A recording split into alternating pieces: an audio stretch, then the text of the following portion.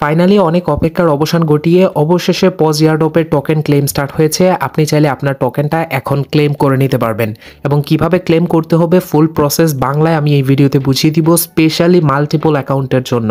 Multiple যাদের account রয়েছে তারা কিভাবে এখান থেকে আপনার টোকেনটা ক্লেম করবেন সঠিক নিয়মে, যাতে ভুলভাল না হয় এবং আপনার টোকেনটা যাতে না হারান। প্রতিটা অ্যাকাউন্টের টোকেন সাকসেসফুলি কিভাবে আপনি রিসিভ করবেন এবং কিভাবে সেটা উইথড্র করবেন, বিস্তারিত সবকিছু এই ভিডিওতে স্টেপ বাই স্টেপ বোঝানো হবে। সম্পূর্ণ ভিডিওটা প্রথম থেকে লাস্ট পর্যন্ত দেখবেন।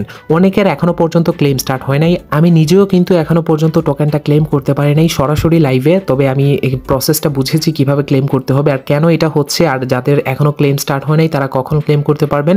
ফুল প্রসেস বিস্তারিত ভিডিওতে থাকছে, জাস্ট ভিডিওটা ধৈর্য ধরে দেখতে থাকুন। প্রথমে যদি আমি দেখাই, আমি যখন ভিডিওটা তৈরি করতেছি তখন আমি যদি এখানে আসার পর নেক্সটে ক্লিক করার পর এখানে ক্লেমের অপশনটা এখনো পর্যন্ত ইনেবল হয় নাই। তবে অলরেডি অনেকের ক্লেম স্টার্ট হয়ে গিয়েছে এবং যেভাবে ক্লেমটা করতে হবে, ক্লেমিং প্রসেস খুবই ইজি।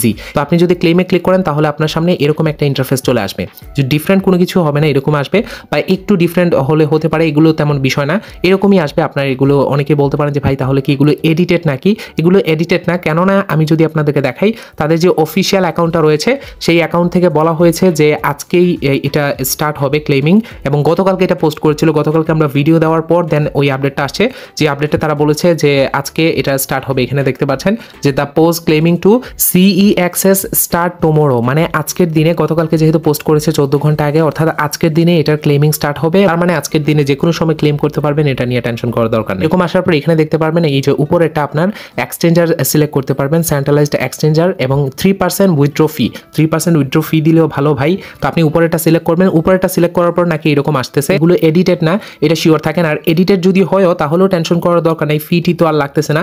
আর অলরেডি আপনারা জানেন আমরা বেশ কয়েকটা টেলিগ্রাম বট থেকে ডিপোজিট করেছি অলরেডি এক্সচেঞ্জারে, তো সেম প্রসেসই হবে, তেমন ডিফারেন্ট কোনো কিছু হবে না। তাছাড়াও সমস্যা নেই, আমাদের টেলিগ্রাম চ্যানেল তো আছে, আপনারা জানেন, সকল সমস্যার সমাধানের জন্য এখানে জয়েন থাকবেন। ভিডিও ডেসক্রিপশন বক্স এবং ফার্স্ট কমেন্টে পিন করে লিঙ্ক দেওয়া থাকবে। এখান থেকে যখনই আমাদের বাংলাদেশে স্টার্ট হয়ে যাবে বা যখন বাংলাদেশি তারা ক্লেম করতে পারবে তখন সব কিছু আপডেট আমি এখানে দিয়ে দিব, কিভাবে ক্লেম করতে হবে। ইভেন আমি যখন নিজে ক্লেম করব তখন বিস্তারিত আপনাদেরকে বুঝিয়ে দিব। তো এখন নাকি আপাতত দুইটা এক্সচেঞ্জার তাদের দেখা যাচ্ছে, দুইটা এক্সচেঞ্জার থেকে আপনি আপনার নির্দিষ্ট এক্সচেঞ্জারটা চুজ করে নেবেন। একটা অ্যাকাউন্টের ক্ষেত্রে দুইটা, যদি আপনার মাল্টিপল অ্যাকাউন্ট থাকে অবশ্যই দুইটা এক্সচেঞ্জারের জন্য প্রথমে দুইটা চুজ করে নেবেন। যদি নিচে আরও এক্সচেঞ্জার অ্যাড হয় ওগুলোতেও ডিপোজিট করে নেবেন একটা একটা করে অ্যাকাউন্ট, মানে প্রতিটা অ্যাকাউন্ট থেকে আপনি চেষ্টা করবেন এক্সচেঞ্জারগুলো কমপ্লিট করে ফেলা, যতটা এক্সচেঞ্জার আছে প্রতিটা এক্সচেঞ্জার থেকে ডিপোজিট করে ফেলা। তো সেক্ষেত্রে আপনার ফিট জনিত কোনো ইস্যু থাকবে না।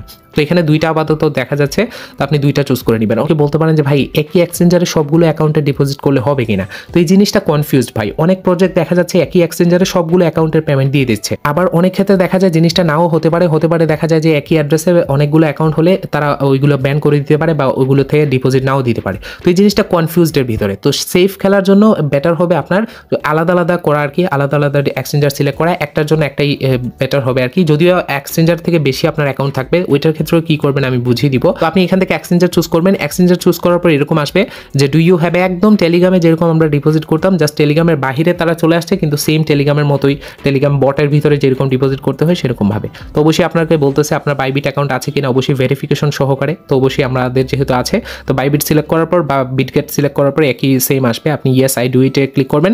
তারপরে এখানে নাকি ইউআইডি এবং এখানে ডিপোজিট অ্যাড্রেস বসাতে হয়। সো মনে করেন আপনি বিটগেট চুজ করেছেন, আপনি বিটগেটে চলে আসবেন। আসার পর বিটগেট এবং বাইবিটের ক্ষেত্রে একই সিস্টেম। আপনি উপরে কর্নারে ক্লিক করলে, প্রোফাইলে ক্লিক করলে এখান থেকে আপনি আপনার ইউআইডিটা দেখতে পারবেন। এখান থেকে জাস্ট কপি করে ওই জায়গায় নিয়ে বসিয়ে দিবেন।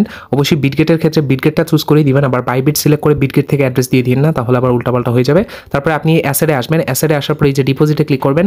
সো ডিপোজিটে ক্লিক করার পরে উপরে সার্চ করে জাস্ট আপনি পজ লিখবেন, PAWS, জাস্ট পজ লিখে সার্চ করার পরে এখানে দেখতে পারবেন পজ চলে আসবে। তারপরে অবশ্যই সোল নেটওয়ার্কটা চুজ থাকবে, এখানে অন্য কোনো নেটওয়ার্ক থাকলে ওইটা ডিপোজিট করবেন না, অবশ্যই সোলই থাকবে। তো আপনি সোল সিলেক্ট করার পর দেন এখান থেকে আপনি অ্যাড্রেসটা কপি করবেন এবং মিনিমাম ডিপোজিট 20টা টোকেন, অবশ্যই আশা করি 20টা টোকেনের উপরেই আপনাদের আছে।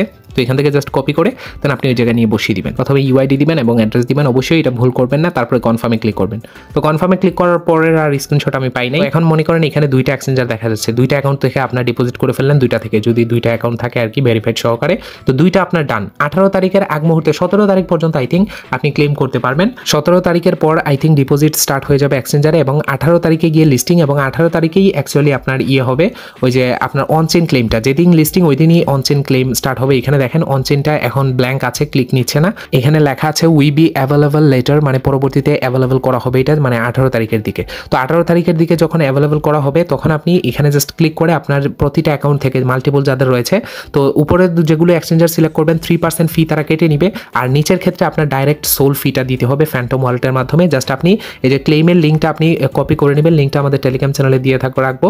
জাস্ট এরকম কপি করে নিয়ে যখন আপনি ফ্যান্টম ওয়ালেটে যাবেন, তো ফ্যান্টম ওয়ালেটে যাওয়ার পর যখন ক্লেম স্টার্ট হবে ক্লেমে ক্লিক করে আপনি জাস্ট ওইখানে ওই দিন মানে 18 তারিখ ওই সময় আমি স্ক্রিনশটগুলো শেয়ার করে দিব বা আমি জানিয়ে দিব আমাদের টেলিগ্রাম চ্যানেলে সব কিছু। তো আপনি অনচেনটা সিলেক্ট করে জাস্ট ওইখান থেকে আপনি সোল ফি দিয়ে প্রতিটা অ্যাকাউন্টে একটা সোল যদি আপনি কোনো জায়গা থেকে যে কোনো এক্সচেঞ্জার থেকে উইথড্র করে নিতে পারবেন, $20-25 এরকম মিনিমাম যত উইথড্র হয় আর কি। আর একটু একটু করে দেখবেন আপনি কত পরিমাণে ফি লাগে, প্রতিটা অ্যাকাউন্টে নিয়ে নেবেন আপনার ফ্যান্টম ওয়ালেট, এবং প্রতিটাতে নেওয়ার পর দেন যেই অ্যাকাউন্ট যেটাতে আছে ওইটা থেকে জাস্ট ক্লেম করে করে ফ্যান্টম ওয়ালেটে নিয়ে আসার পরে এরকম এখানে দেখেন এই যে এই জায়গায় এরকম আসতেছে আমার, এই যে এখানে দেখেন এই যে নট কয়েনের মতো এরকম মনে করেন এটি পজ চলে আসবে। তখন আপনি এখান থেকে জাস্ট ক্লিক করে তখন একই এক্সচেঞ্জারে আপনি সবগুলো অ্যাকাউন্ট থেকে আপনার যতটা ওয়ালেট থাকবে প্রতিটা ফ্যান্টম ওয়ালেটের ব্যালেন্স তখন আপনি একই এক্সচেঞ্জারে নিতে পারবেন। তখন আর সমস্যা নেই। আশা করি এগুলো পারেন। আপনি অন্যান্য বটগুলো থেকেও মাল্টিপল অ্যাকাউন্টগুলো ডিপোজিট করেছেন, যারা করেছেন তারা তো এগুলো পারবেনই। টেনশন করার দরকার নেই, আমাদের এই টেলিগ্রাম চ্যানেলের সাথে থাকলে সবকিছু আপনারা পেয়ে যাবেন। ভালো থাকবেন, থ্যাঙ্কস ফর ওয়াচিং।